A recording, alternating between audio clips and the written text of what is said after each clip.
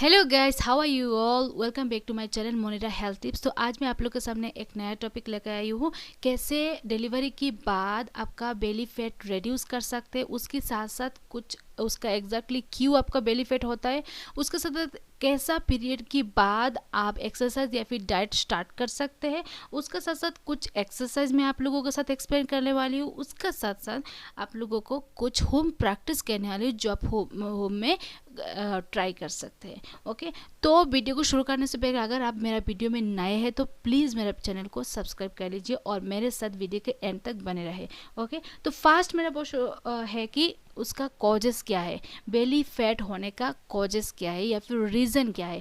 Fast reason जो है दोस्तों, प्रेगनेंसी।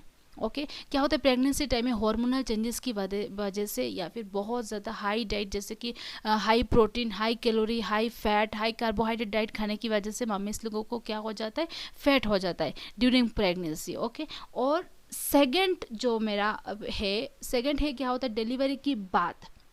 ओके, नंबर 2 क्या है, डिलीवरी की बात क्या होता है दोस्तों, मामी की ये बहुत जब न्यूबॉर्न एक मम्मी के पास आते हैं तो ये बहुत डिफ़िकल्ट टास्क हो जाता है एक मम्मी के लिए। उनके पास बिल्कुल भी टाइम नहीं रहता है कि वो आपका खुद का केयर कर सके। ओके, तो क्या होता है उसके साथ साथ क्या आपका वेट गेन हो जाता है। वेट गेन होने के साथ साथ आपका बहुत ज़्यादा ओबेसिटी होने लगता है। ओके, ओबेसिटी की वजह से क्या होता है आपको एक टाइम क्या होता है फैट बहुत ज़्यादा हो जाता है और 6 मंथ या फिर कभी आपको समझ में आता है हाँ मुझे अभी फैट ज़्यादा हो गया। ओके, तो ये सेकंड है। और थर्ड क्या होता है, कोई कोई मदर ऐसा थिंक करता है कि चलो भाई बच्चा हो गया अभी फैट थोड़ा बहुत हो गया तो कुछ प्रॉब्लम नहीं। ऐसा मेरा बहुत आंटी मेरा मम्मीस लोग भी दे डिलीवरी के बाद फैट हो गए, सबको होता है तो मुझे भी हो गया तो कुछ प्रॉब्लम नहीं है। ओके, छोड़ो ऐसा। तो ऐसा रूमर जिनको रहता है उनको मैं कहना चाहती हूँ। और उसके साथ किसी किसी को थिंक होता है यार डिलीवरी के बाद फैट होता ही है, इसको रिड्यूस करना इम्पॉसिबल। ओके, उनको भी मैं कहना चाहती हूँ कि प्लीज़ ऐसा मत सोचिए, ये बिल्कुल इम्पॉसिबल नहीं है। अगर आप चाहे तो first of all you should recognise then you should want. Okay, first of all आपको फिक्स करना है माइंड में कि मुझे ये काम करना है। ये अलग बात है कि ऐसा नहीं है कि आपको फैट रिड्यूस इसलिए करेंगे कि आप बहुत ब्यूटीफुल लुक आ जाए, ऐसा कुछ नहीं। बहुत इंपॉर्टेंट जो चीज़ है दोस्तों, आपको बहुत ज़्यादा बीमारी से, बहुत बड़ा बड़ा बीमारी से बचा सकता है अगर आप हेल्दी फिट रहेंगे तो। ओके, तो जितना हो सके आपको क्या करना है, हेल्दी रहने का कोशिश करना चाहिए। ओके, तो क्या ड्यूरेशन एक्चुअली क्या होता है, जितना पॉसिबल होगा आपका 6 मंथ तक कहा जाता है कि 6 मंथ का तो क्या होता है हार्मोन जो रहता है एस्ट्रोजन जो हार्मोन वो आपका बॉडी में रह जाता है। ओके, तो वैसा जितना पॉसिबल हो कि 6 मंथ का अंदर आप एक्सरसाइज करें या फिर डाइट करिए, आप करने का कोशिश करें तो आपका फैट कंट्रोल हो जाएगा। आपका जो बेली फैट या फिर बॉडी में जो एक्स्ट्रा आपको फैट हुआ था ड्यूरिंग प्रेगनेंसी वो आपको कुछ बहुत ज़्यादा बहुत ईजी हो जाता है 6 मंथ अंदर उसको कंट्रोल करने के लिए। 6 मंथ के बाद वो कंट्रोल करना, उसको मेंटेन करना बहुत मुश्किल हो जाता है। ओके, जिनको जिनको करने के लिए मन है या फिर जिनको नहीं है उनको भी तो करने का कोशिश करिए और 6 मंथ का अंदर करने का कोशिश करिए। ओके, तो ये गया मेरा कोजेस फास्ट है जो आपको प्रेगनेंसी। नेक्स्ट है आपको क्या होता है, बेबी को केयर करने का, आपको खुद को केयर करने का टाइम नहीं होता जिसकी वजह से आपको फैट होता है। और थर्ड की है कुछ रोमर मम्मी लोगों को रहता है कि मेरा ये पॉसिबल नहीं है, ये नहीं हो सकता है। नहीं दोस्तों, ये डेफिनेटली हो सकता है। फर्स्ट ऑफ ऑल आपको ये करने का मन होना हो। ओके, सो नेक्स्ट मैं आप लोग कहना चाह रही हूँ कि कब आपको C section and normal delivery, कब आपको एग्जैक्टली एक्सरसाइज या फिर डाइट करने का स्टार्ट करना चाहिए। ओके, फॉर सी सेक्शन क्या करना है, एटलीस्ट 6 to 8 वीक आपको एक्सरसाइज या फिर डाइट कुछ भी नहीं करना है। क्योंकि दोस्तों जिनको सी सेक्शन हुआ है उनको स्टिचेस रहता है तो क्या होता है वहाँ पर स्ट्रेन होने का चांसेस रहेगा। नेक्स्ट ही आपको हार्निया होने का चांसेस है। आप क्वेश्चन होता है कि हार्निया होता क्या है।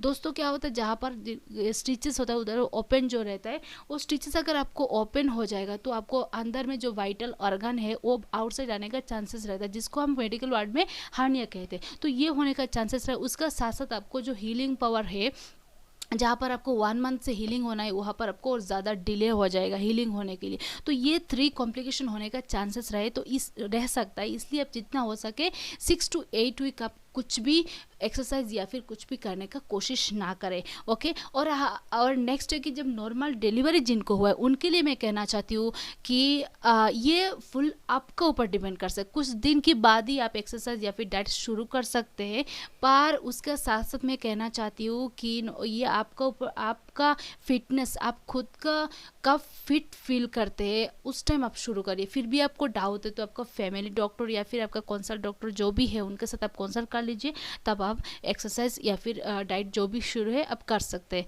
ओके, उसका साथ साथ मैं कहना चाहती हूँ जो ड्यूरेशन जो मैं आप लोगों को कही ये बहुत इंपॉर्टेंट है। प्लीज़ सी सेक्शन के लिए स्पेशली प्लीज़ 6 to 8 खुद को आप कुछ भी ना करें, एक्सरसाइज या फिर डाइट कुछ भी ना करें। ओके, सो नेक्स्ट मैं आप लोग कहना चाह रही हूँ कि अब है कि एक्सरसाइज आप क्या कर सकते हैं। ओके, एक्सरसाइज जैसे फास्ट है क्या, आपको वॉकिंग कर सकते हैं। ओके, 6 to 8 हो गया, या फिर नॉर्मल डिलीवरी जब आप खुद को फिट समझे या फिर डॉक्टर कंसल्ट किया आप कर सकते हैं। तो फास्ट आप पोर्शन क्या कर सकते हैं, आप वॉकिंग कर सकते हैं।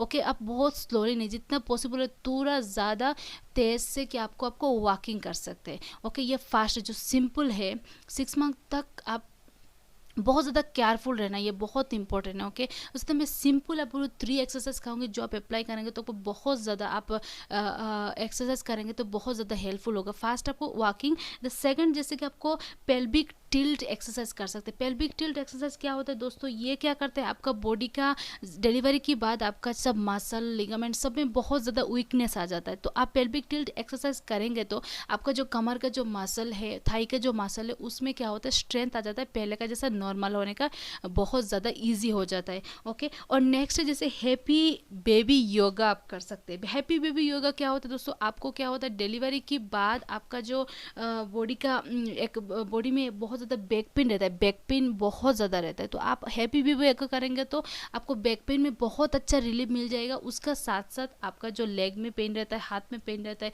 या फिर बेबी को टेक केयर करने का जो पेन, जो बच्चा को टेक केयर रिलेटेड जो पेन रहता है, ये भी बहुत अच्छा रिलीफ करता है। ओके, तो ये 3 एक्सरसाइज आप ट्राई कर सकते हैं। पर जिनको प्रेगनेंसी के टाइम कोई कॉम्प्लिकेशन, जैसे कि कंडीशन, जैसे कि किसी को जेस्टेशनल शुगर हुआ था, या फिर किसी को प्रेशर हुआ था, या फिर प्रेगनेंसी के टाइम में कोई भी कॉम्प्लिकेशन, या फिर डिलीवरी के बाद भी कोई किसी को कॉम्प्लिकेशन, ऐसा कुछ कॉम्प्लिकेशन का हिस्ट्री रहेगा, तो उनको कहते जितना हो सके एक्सरसाइज आप अवॉइड करें। अगर करना भी हो तो आप डॉक्टर के साथ कंसल्ट कर लीजिए, प्लीज़ और प्लीज़। ओके, उसके साथ साथ मैं कहना चाहती हूँ, अगर नॉर्मल जिनको सी सेक्शन हुआ है या फिर नॉर्मल डिलीवरी हुआ है, वो अगर एक्सरसाइज कर रहे हैं तो एक्सरसाइज करने के बाद या फिर 1 दिन या 2 दिन करने के बाद आपको कुछ डिस्कम्फर्ट हो रहा है या फिर आपका बॉडी में कोई चेंजेस आ रहा है, तो प्लीज़ आप इमीडिएटली आपका एक्सरसाइज स्टॉप करें एंड आपका डॉक्टर के साथ भी इमीडिएटली कंसल्ट करें। ओके, तो ये क्या एक्सरसाइज। तो मेरा नेक्स्ट टॉपिक है, किसी किसी को मदर को रहता है, क्या होता है डिलीवरी के बाद यार नया बेबी आ जाता है, तो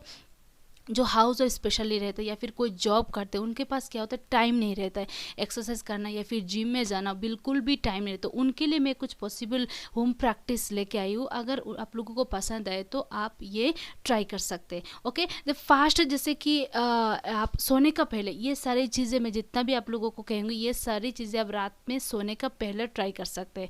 ओके, तो फास्ट जैसे कि आपको लेमन ले सकते हैं वाटर के साथ। लेमन क्या होता है दोस्तों, लेमन एक बहुत अच्छा विटामिन सी रिच फूड है। ये आपका बॉडी का हीलिंग पावर जितना अच्छा ज़्यादा करता है, उसका साथ साथ आपका बॉडी का पीएच लेवल भी मेंटेन करता है। उसका साथ साथ आपका बॉडी का जो बाउल मूवमेंट है जीआई सिस्टम का, उसका भी बहुत अच्छा मेंटेन करता है।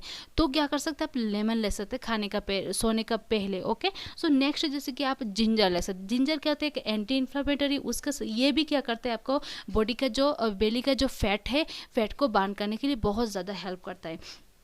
मेरा थर्ड जो है, आप कितने सिनेमन ले सकते हैं। सिनेमन क्या करता है, आपका बॉडी का जो इंसुलिन लेवल है, इंसुलिन लेवल को बैलेंस करता है। उसका साथ साथ बॉडी का जो शुगर लेवल है उसको भी बहुत ज़्यादा कंट्रोल करता है, और आपका बॉडी का जो फैट है, फैट को भी बर्न होने के लिए बहुत ज़्यादा हेल्प कर सकता है। ओके, नेक्स्ट जैसे कि आपको हनी ले सकते हैं। हनी क्या करता है दोस्तों, जब भी आप सोने का पहले हनी लेंगे तो आपको क्या होगा, सेरोटोनिन बोल के एक हार्मोन रिलीज करेगा, जो आपको बॉडी से रिलैक्स होने का कोशिश है। उसका साथ साथ स्लीप भी बहुत अच्छा देता है। दोस्तों क्या होता है, जब जब भी हम खाने का पहले खाना खाते हैं, सोने का पहले जो खाना खाते हैं, जितना हो सके आप 2 घंटा पहले, सोने का 2 घंटा पहले खाना खा लीजिए।